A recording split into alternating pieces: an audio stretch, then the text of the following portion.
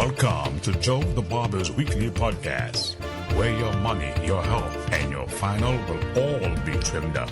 We're talking with Dome Groomers' sharpest customers, pros in investing, elderly care, living trust, estate planning, and all the stuff that people ignore until life punches them in the face. It's real talk about living well and dying with your finance, not in complete chaos. So buckle up. The show is about to start.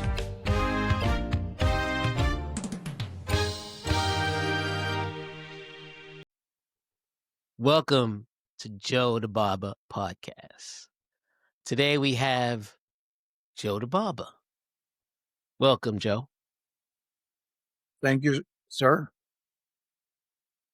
For 37 years, Joe E. Mason has been the proud owner of Dome Groomers Barbershop, a beloved institution in the Northeast Bronx.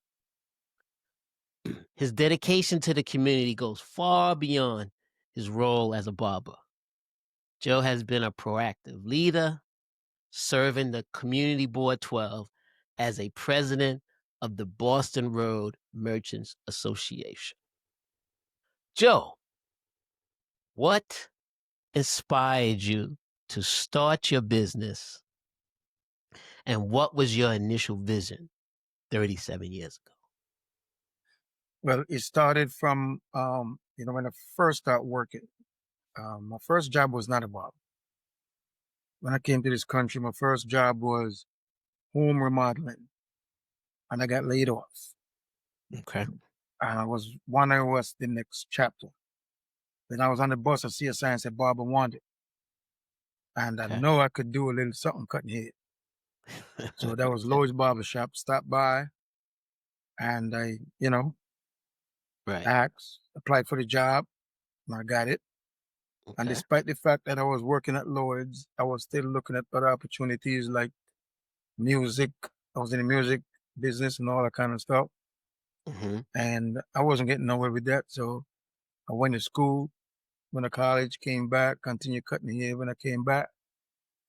And then when I realized barbering is what was paying the bills and taking care of my family, that's when I Okay. decided to stick to barbering. And then I decided, okay, 7 years after working at Lloyd's, I decided to start my own business. Wow, And 7 years. 7 years Did you after working save with up? Lloyd's. Did you save up to do it, or you just went out on a limb? That's a very good question. I did not save up. As a matter of fact, the music industry had me broke. So I had no money to start a business. Right. So Right. what I did now, I went to, I just bought a house. So my house had no Okay. equity. At the same time, I was looking at Channel 4 with a Sunday morning program. And that's where I learned the word equity.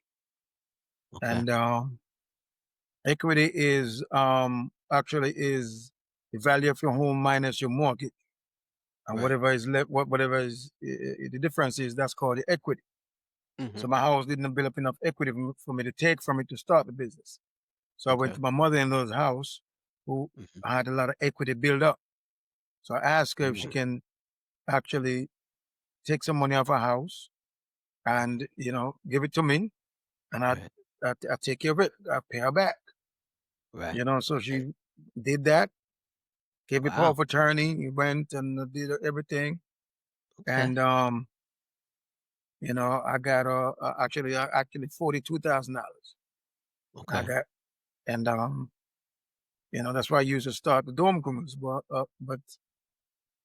fortunately enough for me, Right. that 40,000 was paid off in less than 2 years, because I don't Wow. like owing anybody money. And that actually was the start of the Dome Groomers. So Right. hey, Right. so that was the Wow. beginning of the Dome Groomers. Listen, I've known you for many years. I had no idea that story. Wow. Mhm. Wow. Okay. So moving on, you've also been a champion for youth and community development. You have sponsored numerous programs in basketball, soccer, track and field, providing children with opportunities to thrive through sports. You also committed to health awareness, having organized health screenings for Black men and supported countless churches and organizations in the area. My question to you is, how do you choose the programs you sponsor? Okay. First of all, when I first started, I knew about the United Negro College Fund. Mm-hmm. So I used to send a check to United Negro College Fund every month Right. until I found out that, not too many Black kids taking advantage of the United Negro College Fund. There's a lot of white folks that was actually benefit from it based on certain programs in the Black colleges. So what I did, I said, let me just stick to my community. Now at the same time, we had Uptown Bronx, we had the Valley, Co-op City, Right. Boston Secor, Edenwald Housing, Boston Road, Eastchester House. So And those communities was close to your barbershop that you yes, first very opened up. close. Okay. Uh-huh. Mhm. And they were actually riddled with nothing but crime. So the person that's dead, I'm cutting his ear. And the person that killed him, I'm cutting his ear also. So what happened is the first youth program I started sponsoring was a basketball program in the Valley. And that Okay. was run by a guy, Rommel. And Okay. I said I needed to help as much youth as possible so they don't grow up to be in this predicament. So what I did, I helped out with the Valley basketball program. And lo and behold, the Valley became something that we in the Northeast Bronx expect it to be, because it's a beautiful park. Right. You have swimming pool, you have picnic tables, you have racquetball, tennis, baseball, soccer. You have a stage. As a matter of fact, rap music back in the 70s, that's where a lot of it was. Because you have a stage and outlet there for, music. And it was a beautiful place to be. And, to see a nice park like that actually had like 2 or 3 murders a week, that was kind of ridiculous. So anybody was doing anything in that park, I would jump and sponsor. Also, Hillside Houses, they had a basketball program, their youth basketball program. I had sponsored that too. Okay. And now also we had a track and field club. That was New Horizon Track Club. Right. That was run by Charlie Phipps and Maria Phipps. And I asked him what age do they take the kids? They said they take them at 6. So my daughter was actually 6 years old. Right. And Charlie and Maria would pick up my daughter, take her to practice and all that kind of stuff. And, we had a nice track club. I used to travel with them, Brooklyn, all over the place, Right. multiple track meets and stuff like that. And as a result, in New Horizon Track Club, you had to have a certain average in order to participate. Talk about grades. Your grade had to be a certain average. And that was very important. I didn't know that about outside of school athletic programs. So all these kids were forced to have good grades in order to actually participate. My daughter happened to be one of them. Right. So to make a long story short, with New Horizon Track Club, to make a long story short, all those kids from that era right there. Right. What year was this? This was 2000. No, this was 2000. Yeah, actually in 2000 started. Okay. My daughter started. So all the kids from that particular program, very proud of them. You have, my daughter, she's now a doctor. You have Chucky, he's an attorney. You have Grant, who's a coach for Baylor. You have Marcella, who's an engineer. Wow. You have Chris Williams, who Mhm. Olympic gold medal for Jamaica, Right. and then you also had what's his name? We call him Rodman. He also Olympic gold medal for Jamaica. And then you had oh gosh, I can't remember all these kids' name. You have Monica and Selena. Right. Monica is also she's a pharmacist, and Selena. I mean, listen, they all are 4 years, 4 year college degree and better. All those kids.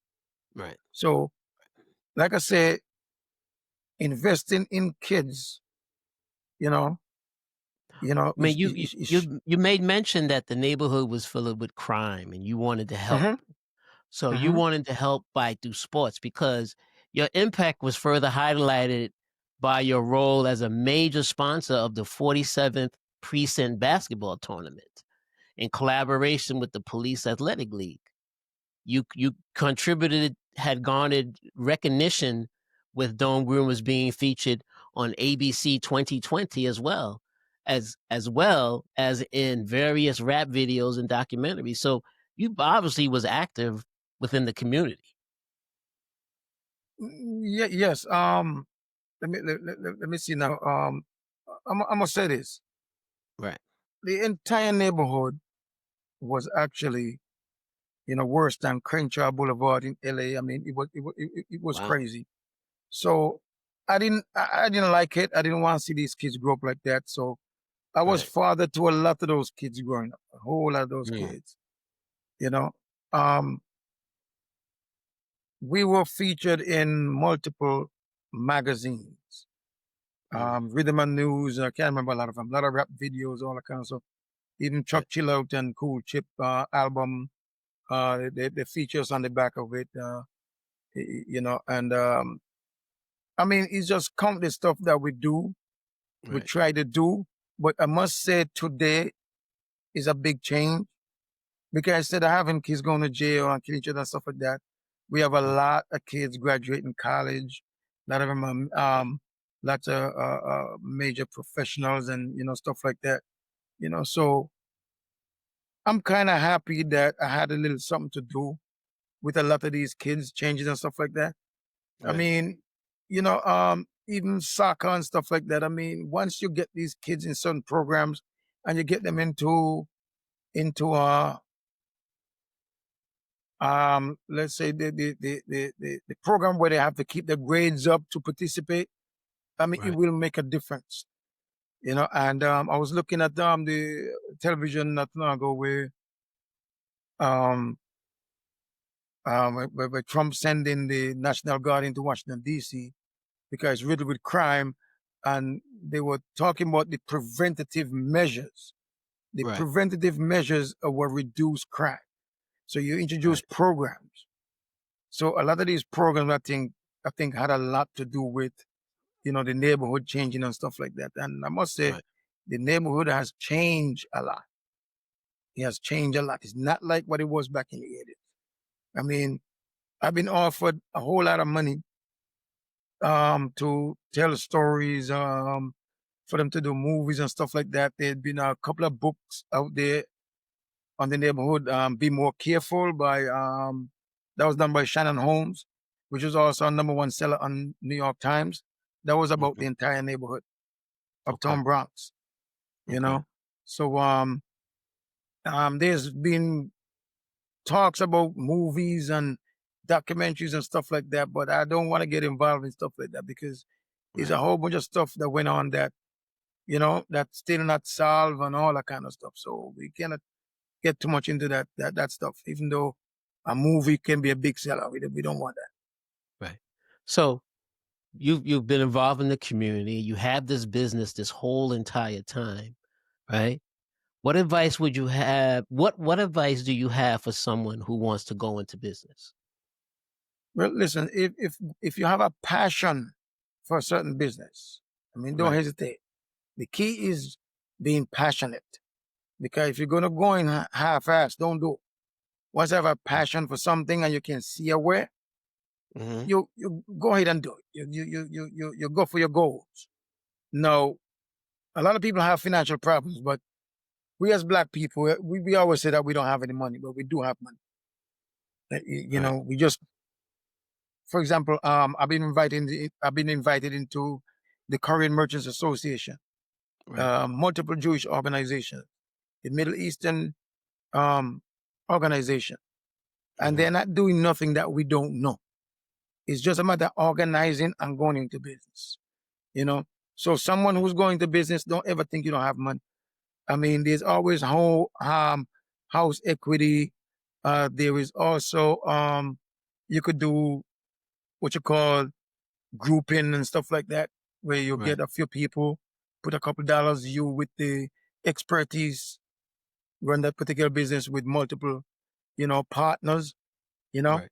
And when you're gonna do a partnership, it's very important to have what you call operating procedures and bylaws that Right. govern the entire business. So any disagreement, operating procedure and bylaws will take care of all the disagreements. Well, how will But just somebody just get go for your those goal.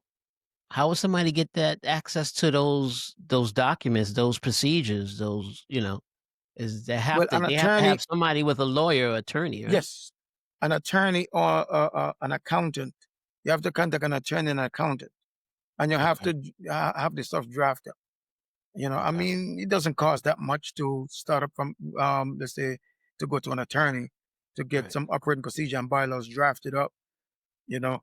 And there's a Mhm. lot of people out there who have a couple dollars who don't have any expertise in certain business that willing to say, okay, let me put my money in this, let's say a restaurant or whatever the case may be, you know, and it can work once you have the person with the expertise. Okay, it can work. And like I said, you know, first thing people are gonna be discouraged from is, okay, Black people are always fighting this, that, that, that. That. Okay, Right. we're fighting for nothing. In this case, you're going to be fighting for something, but Okay. your operating procedure and bylaws will govern all your fights. Right. So don't let that discourage Okay. Um, you've been involved in the community in terms of um, involvement in different boards. You've been passionate about empowering the next generation of entrepreneurs. You host workshops at youth development centers, sharing your knowledge and experience to inspire young minds to pursue their dreams. How do you plan to keep encouraging young people to go for their dreams? Do you, is there something that you want to encourage or start or to help more people other than the things you've been doing already? it. Okay, I want to go backwards a little bit before I answer that Okay. question. We're going to go Okay. back to the sports. Yeah. Um, the 47 precinct league that we had there with the PA, the Police Athletic League. Yes. Okay, I had a team in there. What year was that? You That remember? was somewhere around 90. That was 97, somewhere around there. Okay. 96, 97. Okay. Now that team that I had, it's so funny Mhm. that we had the five starters that I had, all five went on to play D1 basketball. Okay. All five. Okay. And I'm happy to say all five have the 4-year college degree and beyond. Yeah. So, Okay. like I say, the sports, help a lot of these kids in the neighborhood, you know. Back to the question you just asked me about, coming, getting youth involved and stuff like that, right? Right. What we need to do as a community, we don't hand the torch down. We don't teach the younger folks. Um, when I first started in business, I was 25 years old. You Right. could walk around uptown Bronx, and you could find about a few people under 30 owning a business, Black folks owning a business. Okay. Today, you cannot walk up to Bronx and find that one person under 30, Black person owning a business. Mhm. You cannot. Mhm. This happened because we don't teach the younger folks. We don't pass the information on. So you say We don't have we no as in organizations. adults. Huh? The seniors is not Ye- teaching. Yes, they're not teaching the younger folks. And Okay. even though there's talks, people talk about like they criticize non-blacks for coming in neighborhoods and opening a business. They criticize them and stuff like that. You know, little do they know those people are not doing anything that they don't know. It's just a Right. matter of giving them a boost, helping them, and showing them. It's just, is a lot simpler than people think. You know, because let's say before the civil rights movement in black neighborhoods, black folks own all the businesses in the black neighborhood, just about all the business. Right. You know, you have a few that, but as we have desegregation, then for some reason, the non-blacks coming in black neighborhood owning business, and then the blacks are going outside of the neighborhood to shop. You know, but we are the biggest consumers. You know, Right. but these are things we got to teach our people. We are the biggest consumers. You got to figure out how to get $1 from us. You understand? Once you figure out where to get $1 from us, you will be a businessman. It's that simple. But everybody else know. The Koreans know, Middle Eastern know, the Jews know, everybody know how to get $1 from us, but we don't know how to get $1 from us. You know? But these are things that we have to teach our people. You know, it's a lot simpler than we think. You know, despite the fact some people say, your own folks not going to support you. No. A lot of us are conscious now of how we spend our dollar. So it's different. And I always tell this story. Let me just tell this story about Bay Plaza. Bay Plaza is in Co-op City. Yes. Bay Plaza was a shopping mall. Then the businesses got so good, they extended it. Correct. It got so good, they went and opened an indoor mall. Correct. So they expand this mall in Co-op City 3 times. So you have an indoor mall and outdoor mall all together. Now, in that mall was JCPenney. JCPenney was the #1 JCPenney in the United States. The #1 earning JCPenney. Macy's got jealous, and Macy's came over there also. I'm saying all of this to say, black people are the biggest consumers. Right. We have to learn that. So if we are the biggest consumers, where we can't get money from ourselves. Correct. You understand? So we got to start to learn to, you know, open business and do things in our community, because a retailer will make more money than a civil servant any day. You know? So these are things that we should teach our people, you know, and show them how to, you know. Well, and also a retailer has to, if you have retailer experience, you got to pass that experience on. Like you have barber yes. experience, right? Mhm. You can pass barber experience on, right? You see, that we try to do, you know, I you know, I'm a big advocate of that. So that I am doing. You know, for years I've been doing that. You know, not only just barbering.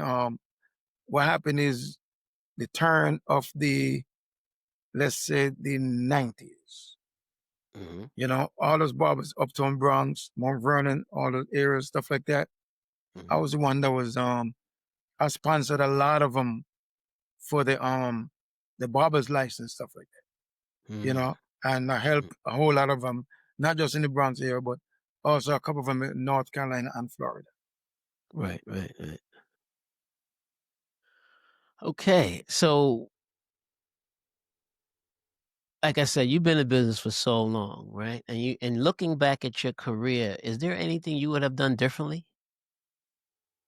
Well, I had a little obstacle during my career, which was a divorce. And that was a major drawback, because what I wanted to do, I didn't get to do. Actually, I wanted to started what you call a 4-in-1.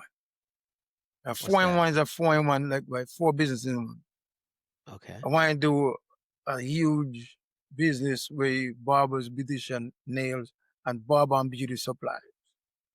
That's what I Mm, was trying to do in 1994. I was mhm. trying to actually do that. I went and I had my meetings and stuff with I met a couple Jewish guys who own property that Mhm. was going to rent me large spaces. I had Okay. those meetings and stuff like that. And then I had a couple loans, and I was on my way to doing such thing. But then, you know, there was that obstacle. Right. So I just had to settle for, I mean, you see, what I have now is probably the largest barbershop uptown Bronx, but I was So so always so going for big. so you had the small place first, right? Uh-huh. On Boston Road. And when Hmm. you had that place, you wanted to do the 4-in-1 from there. Uh-huh. No, I want to move from there and do a 4-in-1. So when you moved from the smaller barbershop to the larger barbershop, that's when you wanted to make it a 4-in-1. That's yeah. But then I couldn't do the 4-in-1 because like I said, I had a major obstacle, Okay. you know. Okay. So I just went and actually did a larger barbershop only, Ah, So it's okay. actually, so where I'm at now is actually the biggest barbershop in Uptown Bronx. Okay. Okay. How many Mhm. chairs are in that barbershop? 11. 11. Okay. Okay. Right. Wow, Joe, that's really good. 4-in-1, that would have been a great thing because, as you know, um, beauty supply is cornered by a certain demographic of people in the black neighborhood. Mhm. You really see a black owned store that sells black beauty products Mhm. in the black neighborhood. Yep. So your 4-in-1 would have been perfect and right on line, right in time. Mm. My next question to you, Joe, is there any financial help for someone who wants to start a new business? Well, there is no startup business loan by the major lending institution. Okay. What the major lending institution have is a business loan for someone who's in business for 3 years or more. So they need to see your paperwork, all that kind of stuff. So you want working capital, you want to expand, bam, that's where they come in and help you. But to start Okay. up a business, I always say that, we're sitting on money.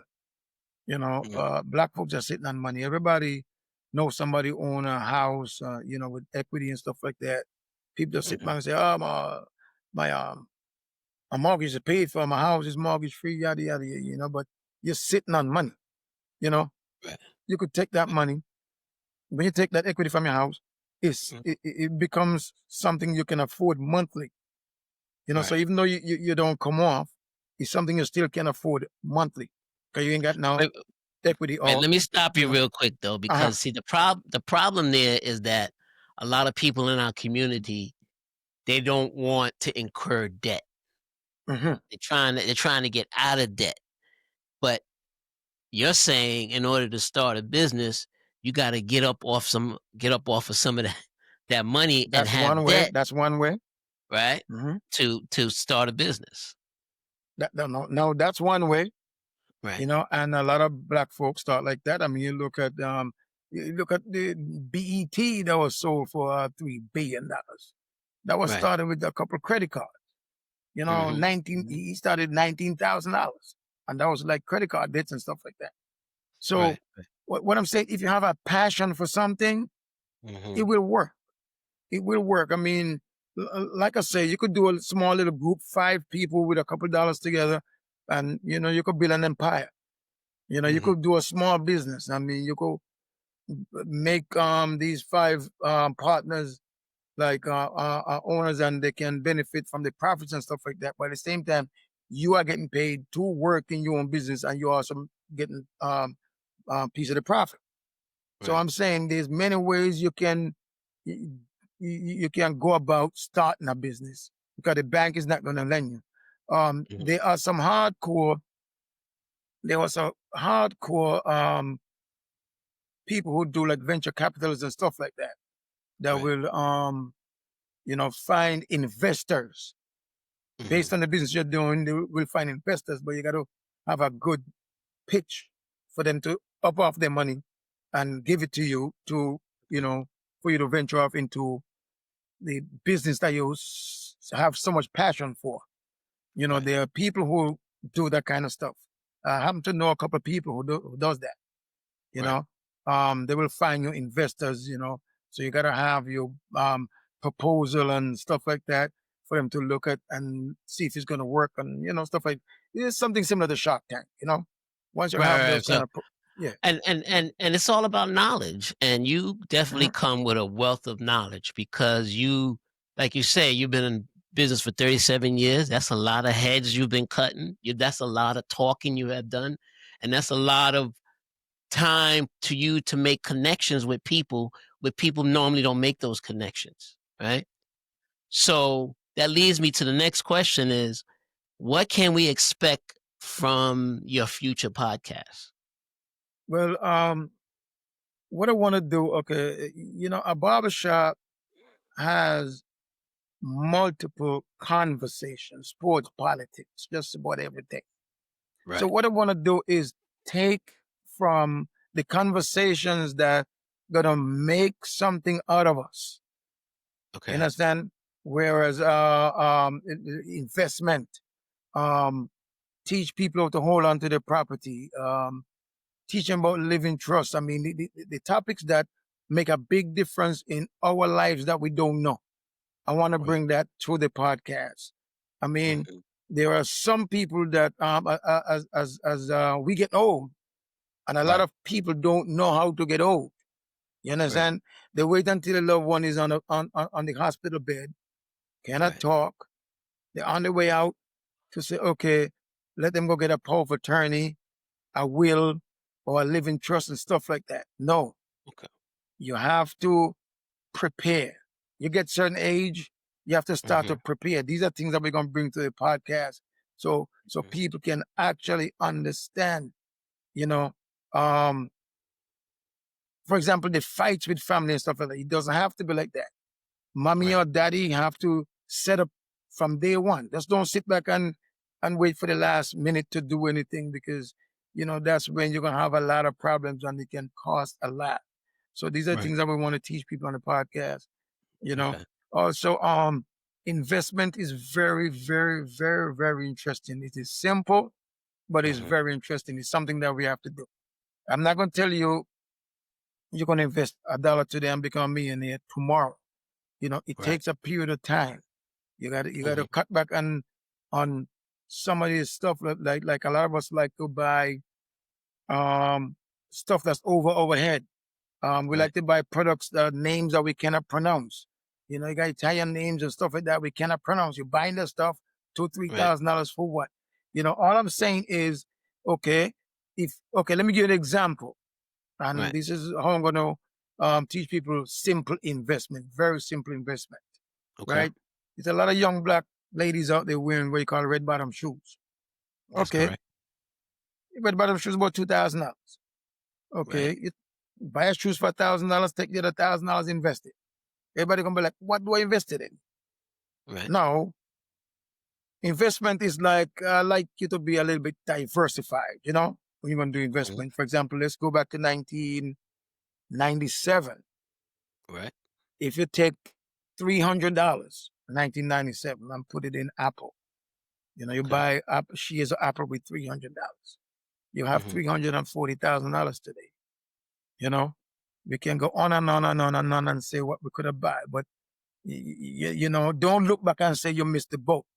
Okay. Investment does not end. Investment is every day.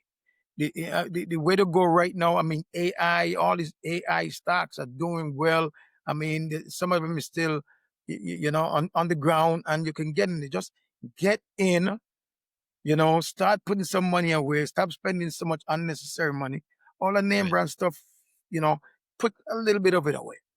I If mean, you I spend, mean, we've been in so the, Genesis Investment Club for how long now? How well, long we we have started?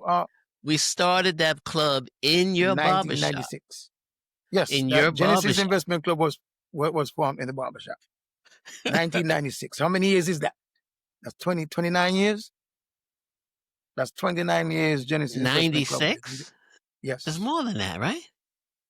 That's when we started. 96, 96. That counted 206, 29 years. 2016, 26. No, next year be 30 years. 30 years for Genesis Investment Club. 26 Started for in the 90. barbershop. So what I'm saying is in the podcast, this is what we want to bring to the podcast, and then as we even want to teach people how to, do investment clubs and stuff like that. Because Right, investment clubs is each one teach one. And right, you ain't got to put all the investment in investment club because you could do your own personal investment also. So right. I want to bring a lot of that to the podcast also. Also, a lot of people, we have people get older and they die and stuff like that, and then they Hmm. have the will pass on to the loved one. We're gonna have attorneys and stuff that come on the show that will show you, and accountants also that will show you, okay, there's what you call inheritance tax. That could have been avoided. Right. If you had a living trust or add somebody to your mortgage, add your loved one to your mortgage, then all those inheritance tax could have been avoided. And a lot of Correct. people get surprised when they do a final tax for their loved one you're dead. Your loved one is dead, but they're Right. still paying tax, and the tax is heavy. So we want to teach people how to avoid all that kind of stuff by starting setting up yourself. I mean, like I say, from you hit 50 years old, start prepare yourself. Right. Start prepare yourself from you hit 50. Don't I wait mean, you're till saying you 50 is the number, but it could happen anytime. yes, even before. You could even do it even before. But Right. Right. and then also we want to bring what somebody I know just died 2 weeks ago. Hmm. And he didn't have to die. Early prevention is better than cure. And health screening is a big thing for us Black folks. And Correct. I also want to bring this to the podcast also. Right. I'd like to do both male and female. Breast cancer and prostate cancer is a big thing in male and female, and early prevention is the key. And a lot of us Black male don't believe that this kind of stuff going to happen to us.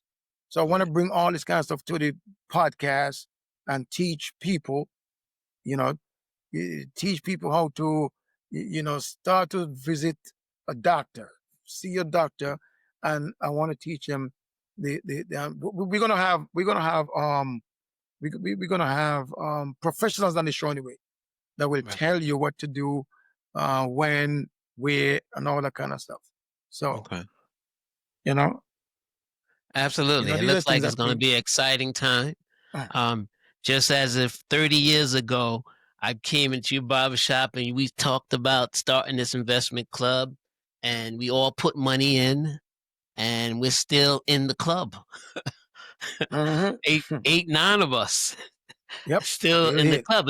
We started out with, I believe, 20-something people, or 18 or 19 people. And it's That's dwindled very down. important. That is very Yeah. important. Why Right. from 20-something to like 8 or 9? Because those other folks that came in, they expect to Right. get rich overnight. It doesn't Correct. work like that. You Correct. understand? Your pension, a lot of people, is a reason why your pension is 25, 55. I mean, you got to work for the company for 25 years. Right. And you got to be 55 years old. Or Correct. some of them 25, 62, stuff Right. like that. Because they want you to put a certain amount of money in over a certain amount of years to Over build time. up so you could have a pension when you finish. Right. 'Cause Investment is compound similar interest, to that. compound Yes. interest is key. You know that. Yeah. Yes. So Yeah. that's the key to gaining wealth. And Right. after you now gain wealth, now you got to teach your kids the same thing. So, it's a package you can put together as a family where you do like a living trust, where your insurance, your life insurance actually go into the trust, and, all this stuff, we're going to have the experts on that will actually show you. And by doing this, you're going to end up with what we call generational wealth. not just you just getting a couple of dollars, but your your generations come after will have wealth also. And that's something we don't want to lose in your family. Continue that. Now, a lot of people look at a lot of, let's say, Jews, white people, stuff like, oh, they're rich. They're rich. It's not this generation that's rich. 2, 3 generations ago, they were wealthy. They started back there. Right. So we as Black folks, we got to start somewhere to help Right. our community, to help our loved one, and to help the next generation. So Joe the Barber podcast will be a source of information, a source of where people can come get help, and it's a place where you'll have professionals to guide people along. So in the future, this will be pretty exciting podcast, wouldn't you say? Yes, yes. Like I say, the same things that we talk in the barbershop, those same experts in the barbershop, we're going to bring them on the podcast to Okay. teach you, Okay. and it's going to be very interesting, very, very interesting. Well, Joe, your commitment to service and leadership is goes on beyond saying your commitment for all of these years. You continue to make a significant difference in lives of those around you, embodying the spirit of community and resilience. And I look forward to the podcast to being exactly that. Well, we hoping the same, and like I said, we want to help people. We want to help the community. Right. And I must say that we are learning, we getting somewhere, but we still have to share. We still have to share information, and that's very Right. important. And that's what we're gonna do. We're gonna share information. Because Exactly. a lot of stuff that we go through in life, I keep Right. saying they should have teach it in high school. But Of unfortunately course. they don't do that because they want you to find an attorney. So the attorney make all the money. So I'm Right. just saying we're gonna teach you and show you Right. how you can get around certain things. For example, uh, um, estate planning, um, how to avoid paying so many taxes. You Elder know, law. Elder law is yeah, key. yeah, Yeah. yes, and even elderly care. Elderly care is a big thing. I want to bring that too. Right. I'm just start learning about elderly care. I mean, a Right. lot of folks out there just sitting back and they don't know. You get old. You know what? Your kids are working 9 to 5. They can't take care of you when you get old. But you want around the clock care. So you got to end up in a nursing home, right? Right. A lot of people don't know a nursing home is $480 a day. Yep. $480 a day. That's the cheapest nursing home you'll find. Right. Where you going to get that money from to pay them? You know? And the government They take only it from pays your for property. They yeah, take it from your pensions. now you're talking. Now you're Okay. talking. The government only pay for 90 days. So guess what happened? Of one pension, Social Security going to the nursing home. If they own a property, that's gone also. So Correct. that's why we're trying to teach you how to protect your property from this kind of stuff, when you get to that point. So elderly care is a big thing, and we're going to bring that to the podcast also. Right. Right. Right. Right. I agree. Well, listen, Joe, I'm excited about it. I'm looking forward to it, and thank you for your time tonight. And I look forward to having a very successful future on Joe the Barber podcast. Thank you, Joe. We look forward to the same thing, and we hope we can help people. We just want to help. That's all. So Joe the Barber podcast is, if we just want you to like, share, subscribe. And we're going to be on all major social media platforms.